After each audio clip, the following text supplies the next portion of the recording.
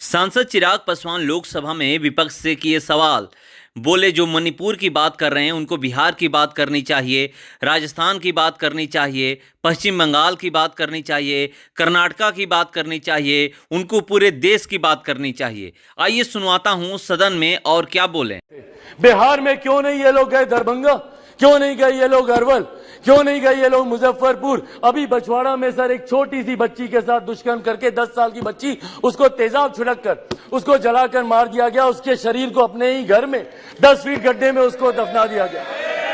दलित महिला के साथ सर मुजफ्फरपुर में दुष्कर्म करके उसके चर्चा करनी होगी बंगाल पर, चर्चा करनी होगी आपको बिहार पर, चर्चा करनी होगी आपको राजस्थान पर, चर्चा करनी होगी आपको कर्नाटका पर। गए थे मणिपुर, बहुत अच्छी बात है, जाना चाहिए ये, पर सर ये कलेक्टिव रिस्पॉन्सिबिलिटी होनी चाहिए, सेलेक्टिव रिस्पॉन्सिबिलिटी नहीं सर।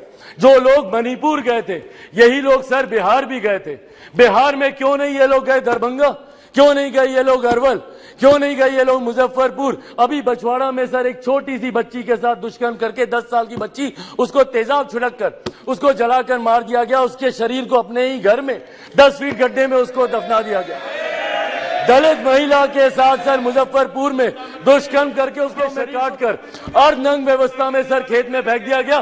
क्यों नहीं गए ये लोग वहां पर, अपने गठबंधन को तो मजबूत करने गए, पर क्यों नहीं ऐसे परिवारों से जाकर मिले। तो सर ये सेलेक्टिव रिस्पॉन्सिबिलिटी जब निभाते हैं, सर हकीकत है देश के किसी भी कोने में किसी भी मां बेटी के साथ ऐसी घटना हो रही है तो वो अक्षम्य है, वो निंदनीय है और उसको कोई बर्दाश्त नहीं कर सकता। और उसमें पूरे सदन को सर एकजुट होना होगा।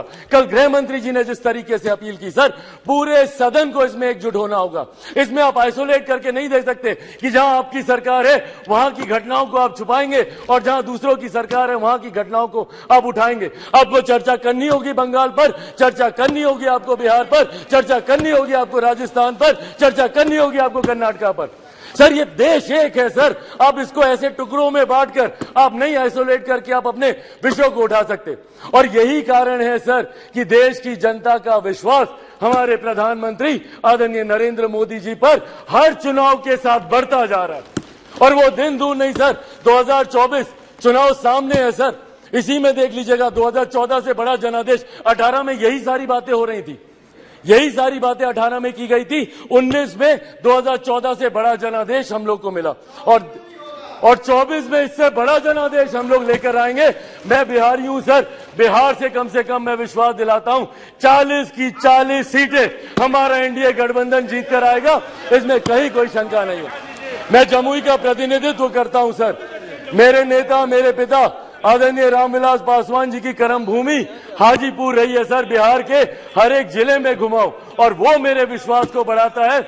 आज बिहार के युवा, देश भर के युवा सर, देश को दुनिया की तीसरी सबसे बड़ी अर्थव्यवस्था बनते हुए देखना चाहते हैं। 2047 में हमारे देश को एक विकसित देश के तौर पर देखना चाहते हैं और इस सपने को कोई पूरा कर सकता है तो वो सिर्फ और सिर्फ हमारे आज के प्रधानमंत्री आदरणीय नरेंद्र मोदी जी ही पूरा कर सकते हैं। इसीलिए सर मैं अपनी पार्टी की तरफ से जहां बिल्कुल हराएंगे नीतीश जी को वैसे भी बिहार की जनता नकार चुकी है। 2020 के परिणाम दिखाते हैं, तीसरे नंबर की पार्टी बन गए, आधे से ज्यादा प्रत्याशी उनके चुनाव हार गए। तो जिनको बिहार की जनता ने रिजेक्ट कर दिया, देश की जनता उनको कैसे अपनाएगी, ये बहुत बड़ा सपना दिन में ये देख रहे हैं। इसी के साथ सर